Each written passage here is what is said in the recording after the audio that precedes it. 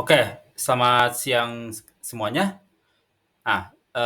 Nama saya Muhammad Rubel Zaki Zain, dan pada kali ini kita akan menyelami dunia yang semakin krusial dalam keamanan cyber, yaitu hacking aplikasi web, memahami dan mempertahankan. Nah, dalam era digital ini tuh aplikasi web itu tuh adalah tulang punggung hampir semua bisnis dan layanan. Namun seiring dengan kemudahan dan inovasinya, datang pula risiko yang signifikan. Hari ini kita akan membahas mengapa aplikasi web itu menjadi target utama, jenis serangan yang paling umum, dan bagaimana kita dapat mulai membangun pertahanan yang lebih kuat. Nah, oke, sebelumnya mungkin kita boleh perkenalkan dulu kami dari kelompok 17 Proteksi Aset Informasi A. Saya sendiri Muhammad Robiul Zaki Zain, diikuti dengan teman saya Kautsar Andra Nur dan Arya Tama Arya Agung.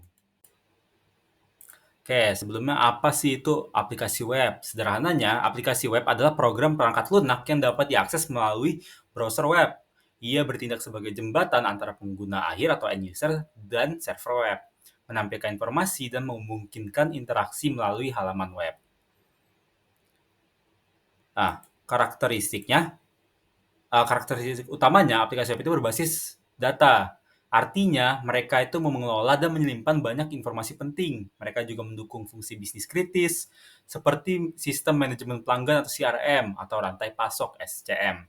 Dan tentu saja semua ini bertujuan untuk meningkatkan efisiensi bisnis. Dan di dalamnya ada beberapa komponen kunci yang bekerja sama, mulai dari server web itu sendiri, tempat penyimpanan data, logika aplikasi yang menjalankan fungsinya, hingga mekanisme pelacakan sesi pengguna, dan tentu saja konten yang dilihat di browser. Dan perlu diingat juga, kita tuh sekarang berada di era Web 2.0. Ini adalah generasi baru aplikasi web yang memungkinkan interaksi, kolaborasi, dan partisipasi pengguna yang lebih dinamis. Pikirkan saja aplikasi seperti Gmail atau YouTube. Mereka menawarkan fitur yang lebih kaya, namun ironisnya ini juga meningkatkan permukaan serangan yang bisa dieksploitasi oleh peretas. Oke, sekarang kita tahu apa itu aplikasi web. Mari kita bicara tentang apa sisi gelapnya, kerentanan dan ancaman utama yang mereka hadapi. Jadi secara gambaran umum, aplikasi web itu adalah target empuk. Organisasi sangat bergantung padanya. Dan serangan yang berhasil bisa menyebabkan kerugian finansial dan reputasi yang sangat besar. Nah, beberapa kerentanan paling umum, yang paling sering ditemukan menurut laporan industri ada pertama, cross-site scripting atau XSS, yang merupakan serangan injeksi script dari sisi klien. Ini tuh yang paling dominan, mungkin mencapai sekitar 55% kasus. Lalu ada information leakage atau kebocoran informasi, dan content spoofing yang memanipulasi konten halaman web. Kita juga sering melihat insufficient authorization atau di mana sistem itu gagal memverifikasi hak akses pengguna, dan cross-site request forgery atau CSRF. Tentu saja ada juga SQL injection. Nah, Firehose, penyedia layanan keamanan, mengidentifikasi apa yang mereka sebut supervecta ancaman web di Q3 2012, yaitu 4 jenis serangan yang paling dominan: XSS, Directory Transversal, SQL Injection, dan CSRF. Nah, fakta menariknya, XSS dan CSRF saja sudah menyumbang 64% dari total serangan. Ini itu menunjukkan betapa pentingnya kita memahami kedua jenis serangan ini. Habis itu ada kerentanan injeksi, salah satu kategori kerentanan paling berbahaya dan umum. Definisi itu cukup sederhana, yaitu terjadi ketika data yang dimasukkan oleh pengguna yang seharusnya hanya data biasa, malah diinterpretasikan dan dieksekusi sebagai bagian dari perintah atau query oleh aplikasi.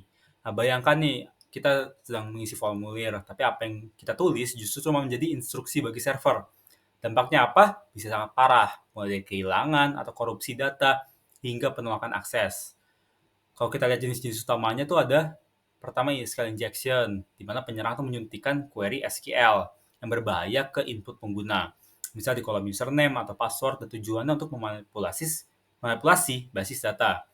Bisa untuk mencuri, mengubah, atau bahkan menghapus basis data. Kemudian ada comment injection, ini tuh lebih berbahaya karena memungkinkan penyerang menyuntikkan kode untuk mengeksploitasi sistem operasi yang menjalankan server. Ada pula LDAP injection atau expert injection yang menarikkan sistem directory dan bahasa query XML, serta SMTP injection yang berguna untuk mengirim spam massal. Intinya semua jenis serangan ini memanfaatkan kepercayaan sistem terhadap input pengguna yang seharusnya tidak pernah terjadi. Habis itu serangan cross-site scripting atau XSS. Nah, setelah injeksi, mari kita bahas tentang cross-site scripting atau sering disingkat XSS. Ini tuh adalah serangan yang sangat umum dan sering diremehkan. Mekanisme serangannya adalah XSS itu nanti akan mengeksploitasi aplikasi web yang tidak memvalidasi input pengguna dengan benar. Nah, penyerang ini akan menyuntikkan skrip berbahaya, biasanya JavaScript, ke dalam halaman web yang sah. Ketika pengguna lain mengunjungi halaman tersebut, skrip berbahaya itu akan dieksekusi di browser mereka, bukan di server. Jadi ini adalah serangan sisi klien. Nah, potensi dampak itu bisa luas, bisa pembajakan sesi, pengalihan ke server berbahaya, pencurian data, keylogging. Jadi setiap kita ngetik keyboard tuh bisa direkam. Atau bahkan juga untuk meningkatkan hak istimewa atau privilege untuk menampilkan iklan dan pop-up yang tidak diinginkan. Beberapa skenario umum yang kita perlu ketahui itu, misalkan melalui email, penyerang itu bisa mengirim email dengan tautan ke halaman yang terlihat sah, tapi sebenarnya itu udah di script sama XSS. Jadi ketika kita akan klik, script itu tuh langsung berjalan di browser kita. Habis itu pencurian cookie, itu lumayan klasik nih. Penyerang membuat halaman dengan script XSS yang dirancang untuk mencuri cookie sesi kita dan nanti mengirimkan ke server mereka. Dan yang terakhir itu kita sering temukan di dunia maya, itu posting blog atau kolom komentar. Nah, jadi penyerang ini menempelkan si berbahaya dalam sebuah komentar dan ketika kita baca, script itu akan aktif. Mungkin ada pop-up atau mengalihkan mereka ke situs yang tidak diinginkan. Setelah membahas serangan injeksi dan XSS, mari kita lihat ancaman penting lainnya yang juga sering mengincar aplikasi web. Pertama ada cross-site request forgery atau CSRF. Ini adalah serangan di mana penyerang memaksa browser korban untuk mengirimkan permintaan yang tidak mereka inginkan ke situs terpercaya. Biasanya saat korban sedang login. Kemudian ada DOS atau Denial of Service aplikasi web. Tujuannya adalah membuat layanan tidak tersedia dengan membanjiri server dengan permintaan yang menghabiskan sumber daya, seperti upaya login berulang atau permintaan yang membebani database. Kemudian buffer overflow. Ini terjadi ketika suatu aplikasi mencoba menulis data melebihi kapasitas memori yang dialokasikan. Penyerang dapat memanfaatkan ini untuk mengontrol eksekusi program atau bahkan merusak sistem. Ada juga cookie atau session poisoning, yaitu tindakan memodifikasi cookie atau data sesi untuk melewati keamanan atau mencuri informasi. Kemudian serupa dengan itu, kita juga ada session fixation, melibatkan penipuan pengguna agar menggunakan ID sesi tertentu yang kemudian diretas oleh penyerang. Dan ada juga security misconfiguration, di mana kesalahan konfigurasi pada server, aplikasi, atau database yang dapat membuka celah keamanan yang serius. Dan yang terakhir yaitu improper error handling. Pesan kesalahan yang terlalu detail dapat membocorkan informasi sensitif tentang infrastruktur atau kode aplikasi kepada penyerang. Untuk memahami bagaimana penyerang beroperasi, kita perlu memahami metodologi mereka. Hacking aplikasi web adalah proses sistematis yang biasanya dibagi menjadi beberapa fase, dimulai dengan footprinting infrastruktur web, yaitu pengumpulan informasi awal, yaitu lalu kemudian menganalisis aplikasi web untuk menemukan titik-titik lemah, kemudian penyerang bisa mulai menyerang web server atau server web itu sendiri, mencari kerentanan pada perangkat lunaknya. Fokus juga beralih kepada mekanisme autentikasi untuk mencoba bypass login dan skema otorisasi untuk mendapatkan hak akses yang lebih tinggi. Serangan manajemen sesi bertujuan untuk mengkompromikan sesi pengguna, kemudian mereka akan melakukan serangan injeksi ke berbagai input. Tidak hanya itu, menyerang konektivitas data dan menyerang klien aplikasi web, misalnya melalui XSS juga menjadi target.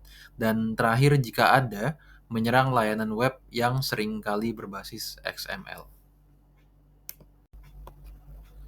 Mari kita detailkan fase pertama, yaitu footprinting infrastruktur web. Ini adalah langkah krusial untuk mengumpulkan informasi sebanyak mungkin tentang target. Tujuannya adalah untuk mengidentifikasi aplikasi web yang rentan. Ada 4 aktivitas utama di sini, yaitu pertama server discovery. Ini tentang menemukan server fisik di balik aplikasi web, alamat IP-nya, dan nama domain. Alat seperti whois.net atau dnsstuff.com sangat berguna untuk hal ini. Kemudian yang kedua itu service discovery. Setelah tahu servernya, kita pindai untuk menemukan port terbuka dan layanan yang berjalan di sana, seperti HTTP yang punya port 80 atau 443, atau port aplikasi spesifik lainnya. Nmap itu adalah alat yang cukup populer di dalam service discovery. Kemudian yang ketiga yaitu server identification atau banner grabbing. Di sini kita mencoba mencari tahu jenis dan versi perangkat lunak web server. Misalnya seperti Apache, Nginx, atau IIS dengan menganalisis header response HTTP. Informasi ini penting untuk mencari exploit yang relevan. Yang terakhir yaitu hidden content discovery. Ini adalah tentang menemukan konten atau fungsionalitas yang tidak langsung terlihat atau tertaut dalam halaman utama. Bisa berupa file backup, konfigurasi, atau fitur tersembunyi.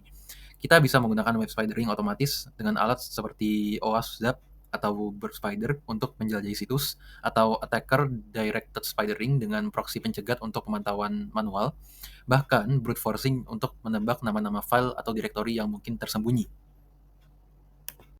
Fase 2 dan 3 dalam serangan mekanisme aplikasi web itu ada terdiri dari menyerang mekanisme autentikasi, menyerang skema otorisasi, dan serangan manajemen sesi. Dalam menyerang mekanisme autentikasi, eksploitasi kelemahan didesain, misalkan kita cari tahu kekuatan kata sandinya, transportasi kredensial yang tidak aman. Contohnya, enumerasi nama pengguna, serangan kata sandi, bisa menebak ataupun brute force ataupun eksploitasi cookie ataupun session.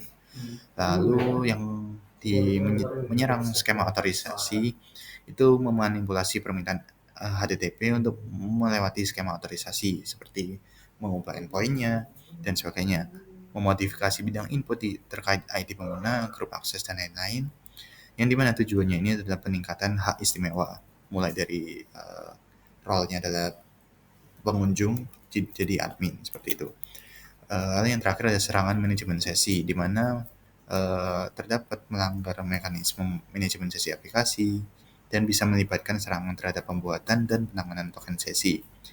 Hal ini dapat menyebabkan pembajakan session ataupun pemutaran ulang dari suatu sesi. Kita bisa mengetahui langkah-langkah penanggulangan umumnya itu kita harus memahami dulu prinsip dasarnya, di mana kita harus menggunakan banyak sistem keamanan untuk mencegah intrusi, lalu juga pengembangan aplikasi yang aman dan validasi input yang ketat, serta mengikuti praktik terbaik dari security itu sendiri. Nah, penanggulangan secara spesifiknya kita lihat dari SQL injection, di mana validasi dan bersihkan input pengguna dan batasi hak akun dari database yang kita miliki. Lalu yang kedua adalah XSS. Jika serangannya adalah XSS attacks, maka kita harus validasi semua input, termasuk header, cookie, form, filter output script, konversi karakter berbahaya ke entitas HTML. Itu kita perlu lihat semua dan validasi bahwa apakah ini benar adalah inputan yang sesuai atau benar itu adalah XSS attacks. Lalu yang terakhir ada command injection. Kita harus menghindari perintah shell, gunakan pustaka bahasa yang aman, serta terapkan hak istimewa secara rendah, dan jangan sampai mengasih akses admin seperti itu. Alat keamanan aplikasi web apa aja sih yang biasanya dipakai untuk web hacking? Itu yang pertama ada alat hacking itu sendiri ataupun penetration testing. Itu yang biasa kita kenal ada Burp Suite profesional. Lalu ada cookie digger. Jadi ini cookie digger itu biasanya untuk identify the cookie yang di-generate yang lemah dan manajemen sesi yang tidak aman. Lalu ada web scrub, itu tuh kerangka kerja untuk menganalisis komunikasi HTTP ataupun HTTPS. Lalu yang kedua adalah pemindai keamanan aplikasi web ataupun web application security. Itu ada Acconetics WVX untuk memeriksa injection dari SQL, XSS, dan lain-lain. Lalu ada Watcher Web Security Tools untuk ini plugin proxy yang secara pasif mengaudit aplikasi web. Lalu yang terakhir ada NetSparker, pemindaian otomatis komprehensif untuk injection SQL, XSS, dan command injection jarak jauh. Kesimpulan dari web hacking itu sendiri adalah menghapus jejak merupakan langkah krusial bagi penyerang untuk menghindari deteksi. Lalu berbagai teknik yang digunakan itu mulai dari manipulasi log hingga penggunaan rootkit dan deteksi dini dan strategi mitigasi yang kuat sangat penting untuk mempertahankan suatu aplikasi website. Uji penetration testing itu penting karena kita dapat mengidentifikasi kerentanan sebelum dieksploitasi oleh penyerang sungguhan. Sekian presentasi dari Karena kelompok ini 17 ya, PAIA. daripada Terima kasih atas perhatiannya. chat gitu mulu ya. Wassalamualaikum warahmatullahi wabarakatuh.